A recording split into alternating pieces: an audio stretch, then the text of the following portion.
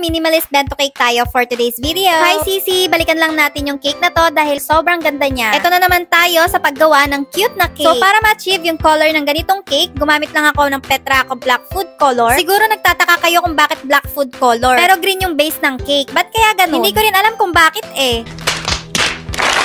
Pero yun kasi talaga yung kulay niya. Kapag Petraco brand black food color yung ginamit nyo, yun talaga yung resulta niya. Kahit ako nagtataka rin eh, kasi diba pag black din dapat. Anyways, basta yun yung ginamit ko sa base ng cake, and yun din yung ginamit ko sa pangsulat ng dedication. Medyo dinagdagan ko lang, kaya mas nag-dark ng konti. Sa paggawa naman ng floral, gumamit lang ako ng piping tip na malapad. Pero small size lang yung piping tip na ginamit ko na carry sa bento cake. Ang tawag nga dyan sa ginamit ko pang flower ay petal piping tip. Kasi pang petal talaga siya. Medyo pinukpok ko nga lang yung dulo ng piping tip kasi para lumipis siya kapag pinipe ko. Medyo mataba kasi yung butas ng piping tip, baka mahirapan kasi akong pagkasyain sa bento. Syempre, para-paraan ng mga baker para ma-achieve yung gustong design. And naglagay na lang ako ng yellow icing sa middle ng flower para naman maging realistic. Then, naglagay na lang din ako ng down effect. Hindi na ako gumamit ng piping tip, yung cello sheet na lang yung ginamit ko. Pero shinape ko na lang na pang dahon. And after ko nga mag-decorate sa bento cake, tinransfer ko na sa parchment paper and sa bento box. Mas preferred ko talaga na tapusin yung design bago ko i-transfer sa lagayan. At syempre, hindi mawala ang DJerlicious logo.